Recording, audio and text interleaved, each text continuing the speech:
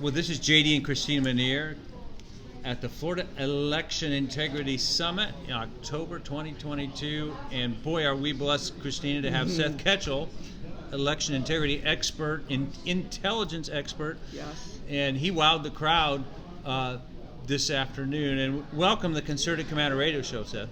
Well, thank you very much for having me on. It's always great to talk to some folks from the crossroads of America. There you go. Well, we're in a crossroads. Yeah.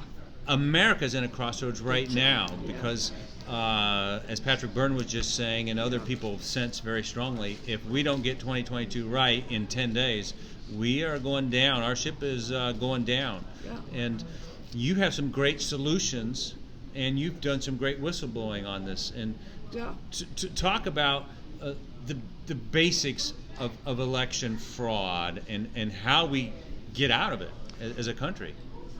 People have to take this one piece of information at a time. Okay. So this is bigger.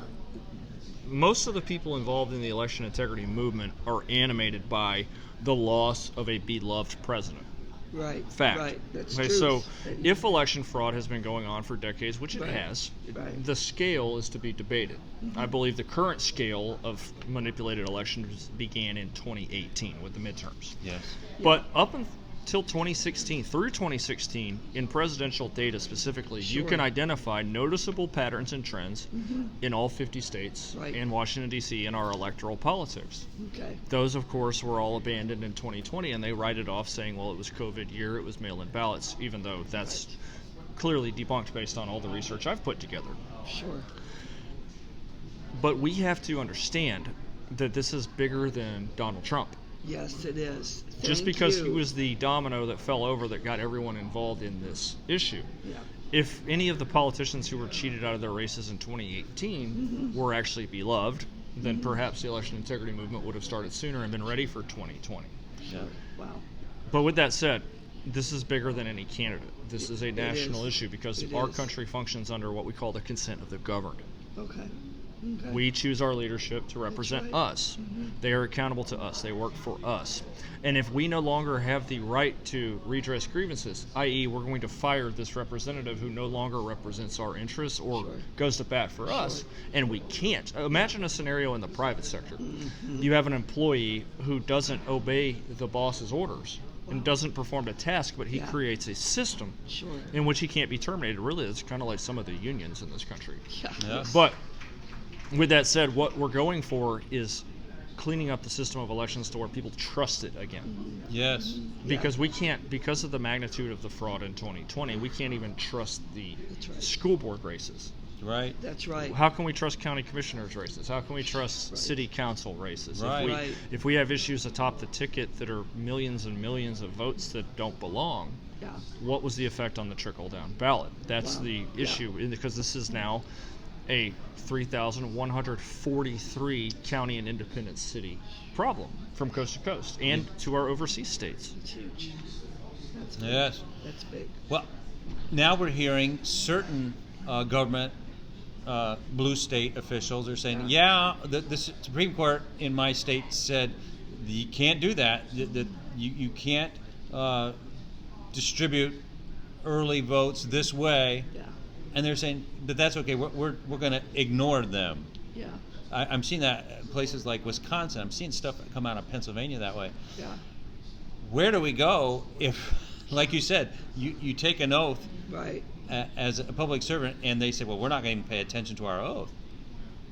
Where do we go? Yeah, that's a good question, right? That's a tough question. We are no, it's not a tough question. We are where we are because of decades of not paying attention. That's good. The election of 2020, it took them decades to get to the point to be able to even pull something like that off. Wow. I'm not convinced that the narrative of these states are red, these states are blue is valid. Up until 1992, our states were competitive and would constantly swing. Now, some states like Indiana, I believe, has only voted Democrat 5 times in the past century. Right. Now, once for Obama in 08. You guys are from Indiana, you probably know this. Yeah. Or Arizona was a really strong, and still is, a strong Republican state. Yes. Then you have others that are like New York, which are tougher pickups for Republicans, which can still be done if you have a working class candidate. Sure. And all of a sudden in 1998, all these states are going blue and they're never going to come back. None of them. Not one accident, not one slip up in the Northeast. New Hampshire went for Bush in 2000, then it popped back into the blue column in 2004 and hasn't come back. So these states are locked in, despite the winds of politics, which typically will blow states from one side to the other. Good point. Now, as far as the county commissioners, state leaders not doing what they're supposed to do, we need to, as a country, our patriots need to read and understand the book by Matthew Truella, The Doctrine of the Lesser Magistrates. That is going to be a prominent book here in the next year or two, because patriot groups are going to be organizing to go to the people and explain this doctrine, which has been in practice for thousands of years. It has been formalized for almost 500 years, since the 1500s, and you have many historical examples of where this is valid. And what it means is a lesser magistrate is someone elected or appointed. And lesser pertains to, well, here's the President of the United States, and below him are governors, below them you have county commissioners. These are all lesser magistrates. Right. The God-given duty of these magistrates is to defy unlawful, aka ungodly orders. Our system of laws is grounded in our belief, Western civilization's belief, that the only real laws come from God's natural laws. Right. And any commandments that violate those that are Sure. promoting anything unethical or immoral or Yeah. unjust Yeah. are to be defied. A good example would be to promote mandates Sure. for people who should have Right. freedom to make their own health decisions, and to That's right. enforce the mandates and refuse to even push back, Sure. or to refuse to hear the cries of the people to ensure that our elections are free and fair. It falls upon then the lesser magistrates, county commissioners, these council members, these electoral officials, to defy the edicts of the White House or a governor's office. So in Wisconsin, Secretary of State. of course, you have Big time. the Wisconsin governor, the Michigan governor, who refuse to, or they want to throw their political opponents in prison, like in Michigan. It falls upon the lesser magistrate to resist and provide resistance on behalf of those in their jurisdiction. We have lost the grip on that, and if we've been driving that for decades, then we would have ensured that our local entities were taken care of. We have a problem in Broward County, Florida, fine, we're going to quarantine the problem, we're going to fire the election supervisor, and we're going to go from there. Or in a Republican county in a blue state, we're going to defy this edict, which violates the rights and freedoms of our citizens. That's what we have to get back to, and if we were there, then we would have lesser magistrates known as the state legislatures who would have refused to certify a fraudulent election. Right. But since they do not understand these doctrines and they do not take them to heart and they just obey everything the government says, Yes. Right. we are in the situation we're in because we did have remediation available in the 2020 election in November and December, and they were in the legislatures Yes. and in the courts, and both bodies punted. Yeah, Yes, well, they did. Well, what about the Constitution? How does that come into play with all The this? Constitution specifies these layers of government as That's well. what I It thought. also talks about how we're supposed to challenge and redress grievances. That's right. It does. But of course, it's only as good as the observance. Like I talked in there about banning Yeah. ballot harvesting. Well, we can Yes. ban ballot harvesting all we want, but if the counties don't enforce the regulations, it's about like jaywalking. Sure. Yeah. Wow. Beautiful, beautiful, well said. You had solutions you provided in your presentation. I want you to talk about a few of those because I want our listeners to more or know less that, yeah. learn. Yeah. And that's why we're here, That's is why. to be communicators. Just like fire can't burn without wood or straw Yeah. fuel, Right. an election is hard to defraud if the voter rolls reflect only eligible and living voters. Yeah. Yeah, we talked about If the voter rolls are full of piles of known fraudulent or dead or Yeah. inactive or duplicate voters, and automation is used, Yeah. and then worse, people are complicit in taking advantage of these things, Sure. then you have the fodder for committing election fraud. There Now, is. if it's only real voters who may very well show up to cast a ballot and they Sure. can't show up to vote and have them and be told, hey, you've Yeah. already voted, or that's a case Right. of fraud that's going Right. to get blown up in the public, Yeah. then it's harder to produce lots of votes. I'm convinced every election has had fraudulent votes in it. Yeah. Yes. The I believe question that. is, Yeah. how many? Yeah. How many? You know, is it a handful of votes on millions? That's one issue. Now, is it millions of votes Yeah. Yeah. in a Yeah. 140 million vote election? That's another problem. It's So, a huge problem. the first role of the elections offices is to maintain the rules, to update the rules, Yeah. to make them easy to understand and easy to keep tabs on. That sounds like Secretary of State duty. It should be very simple, but they always use rules, and this is why we break down into counties, and the counties should break down to precincts. We have to have people on the precincts, but you go beyond that, I believe we need to ban all electronic elections equipment. Yes. Yes. Just how do we vote in classrooms? We're in the 5th grade. Right. Pass out pieces of paper and mark it, and somebody counts it. And they count it. It sounds like a task. Well, get enough election workers. Pay election workers if you have to. Certainly. Right, and we have that. We need to get away from machines. Yeah. Because machines don't provide the transparency we need. There's also evidence that machines are capable of manipulating the final tallies of votes. Yes. Number 3, are creating practically unauditable elections. Wow. Right. Then we go beyond that. We need to enforce voter ID nationally. That's like ballot harvesting. It has to be enforced. You can have voter ID laws, but if certain counties, blue counties, aren't enforcing the law, then it doesn't matter. Number 4, I've got ban mail-in voting. Good. It's conditional. I'm willing to allow for absentee voting for legitimately disabled voters or overseas military. Sure. Number 5, banning early voting.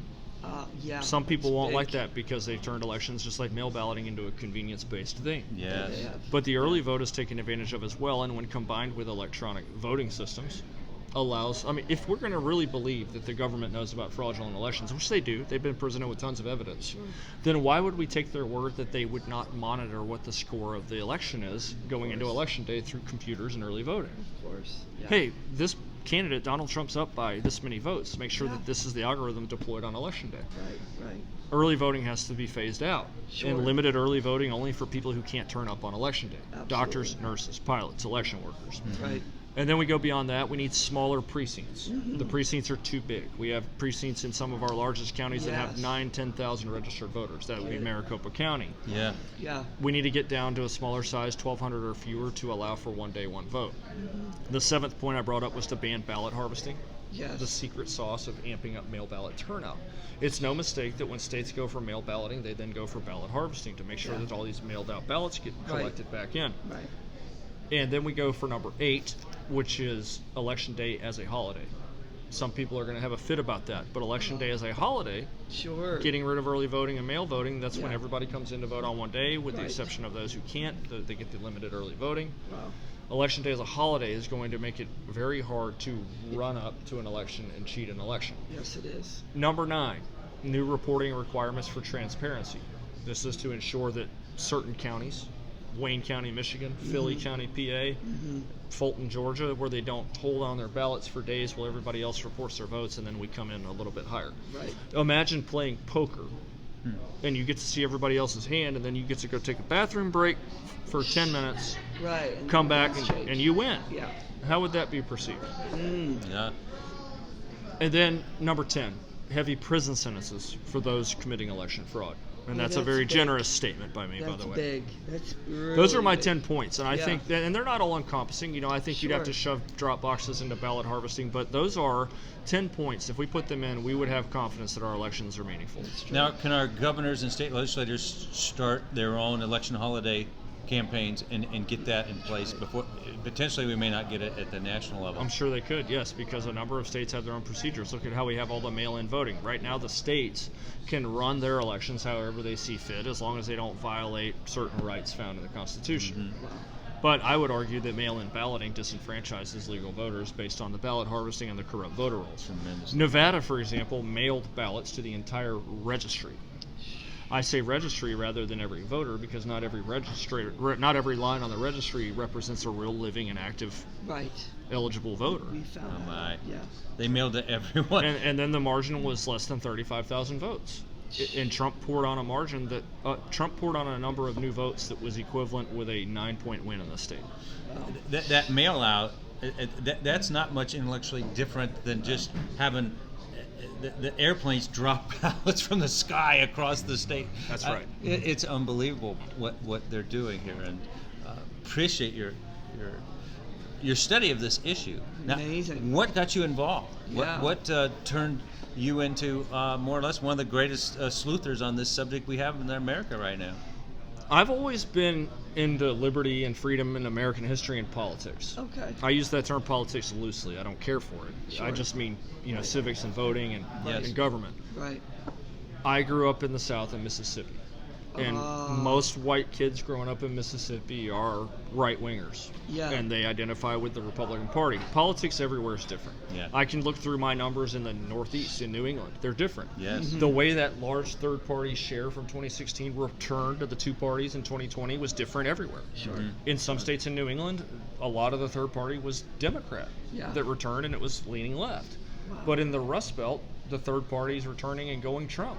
Yeah. It's pretty clear. But in Mississippi, Louisiana, Alabama, Arkansas, Tennessee, you got a lot of hardcore right-wing evangelical Republicans. So back in those days, when I was able to vote in my first presidential election in 2004, my understanding of politics was Republican good, Democrat bad. Right. George W. Bush good, John Kerry bad. I started to smell the coffee a little bit. I didn't care for John McCain. Of course, I voted for him. Right. And then there was Mitt Romney I voted for because Barack Obama was the worst thing you could ever imagine, correct? And then watching the Republican Party fight Donald Trump in 2015 and 16 more than they fought Hillary Clinton, Yes. who was the emerging president, for goodness sakes, really woke me up to the fact that the Republican Party and the Democrat Party at the highest levels are two wings of the same bird, for most of them. Now, you and I, lowercase r type Republicans, no. The political establishment, yes, and it became very obvious with Trump. And then, of course, when Trump became the apparent Republican nominee after the Indiana primary, in which he knocked out Ted Cruz and John Kasich, who tried to join forces, and that went very poorly. Well into that one. Right. Well, so Trump became the apparent nominee after that race. That was when Ted Cruz dropped. Right. And immediately the media began with, Hillary's going to beat Donald Trump by 15 points. Yeah. I'm sitting here and I'm a numbers guy, so I omitted from the story I have a very lengthy history in baseball analytics. And I worked for the baseball program at Ole Miss, which was a top 10 program. And I had a Moneyball type program that helped our coaches evaluate our own lineups and our own pitching rotation before college baseball got onto big equipment analytics. I was blessed with a mind to understand numbers in baseball from a young age, but I was never good enough to play despite how big I am. And my high school program was nationally ranked. I didn't make the team, but I was the stats guy. And I got to know all the scouts and coaches in the region. And when I went to Ole Miss, they had a spot for me. Sure. And I did that for a few years, and I went into Army ROTC, and I could no longer do both. And that's when I joined the military. So I was an Army intelligence captain, skilled at looking at large amounts of information over a large geographic space and condensing it into something simple and understandable for my commanders. Sure. I'm an advisor / consultant to a commander who can choose to do what he wants with my intel. A good intel officer, you're going to want to listen to him. One who doesn't ever get anything right leads you into harm's way. You don't. Right. So that goes to 2016 with the polls showing a 15-point Clinton win. Sure. Well, my numbers brain remembered 2008. It was an 7-point race between Obama and McCain, which came after 8 Republican years, which the pendulum will now swing to favor the other party, which is Barack Obama's party. Sure. And even with that, Obama only won by 7 points, and Obama was mega popular. Mega popular. Suburban moderates, unions were still with Democrats at that time. That's right. Massive minority share of the vote with a record turnout. Yes, it was. So much so that he even won Indiana. Now Indiana is like Kentucky; it's out of reach. And Obama only won by 7. So you're trying to tell me that Donald Trump's going to lose by twice that amount to Hillary Clinton, but somehow Donald Trump is in Pennsylvania, Michigan, and Wisconsin campaigning. That doesn't make sense. So I knew that immediately that something was off. Because if a Republican was down by 15, he would certainly lose Georgia. He would lose Arizona. Texas would be tight. Missouri would probably go blue because Obama almost won Missouri in 2008. South Carolina would be tight. North Carolina would be gone. But Trump is in Pennsylvania, Michigan, and Wisconsin. Right. How is that? So either Donald Trump is the most naive candidate that ever existed, or he knows what the actual facts are. Because this is now an 8-year swing away from the incumbent Democrat Party, which should favor the GOP. And what happened was, in September, one of the major news outlets, I think it was Washington Post, they dumped a poll showing Trump carrying Ohio in September. My rule about polling is to not believe it, but if the Republicans are consistently favored, that is good for Republicans because the media is usually conceding this state to make sure their gullible base gets used to it or accepts it. And you can see it now. Right now, the polls are starting to go big Republican. That's been the case for the entire electoral season in 2022. It's been the same way all year, but now they're going to start putting the polls out just because they're either having to accept what's going to happen or they're trying to let a cat out of the bag. They try to get the Ohio cat out of the bag early, and they pushed it out in September. And not only did it show Trump winning Ohio, but it was by 5. I've got a poll from a mainstream media outlet showing Trump plus 5 in Ohio. What that means is Trump plus 8, and that's actually what it was. And I started mapping out the region with Trump plus 8 historically. And looking at registrations surging in places like Pennsylvania, I found very clearly when Ohio is plus 8 or more for the GOP, here's Pennsylvania, there's Michigan. There's some historical precedents. There's Indiana. Yeah. There's Wisconsin, Iowa, Michigan, or Minnesota. Yeah. And I put together a map by the end of October in which I wound up calling all 50 states accurately. Well, we love you, Seth, but we run up against this hard commercial break. But I want to thank you for coming on the Story Command Radio Show. How can our listeners and viewers get more of your information and support you? I'm on Telegram, which I'm growing increasingly irritated with, but also Truth Social, which is at Real S Keshel, Keshel. Yes. Oh, there And it my is. Substack is skeshel.substack.com. Thank you for coming on the Commercial thank you, Radio guys. Show. Thank you for highlighting this incredible event, Educating, too. amazing. Yeah. Appreciate you. Appreciate you. Absolutely.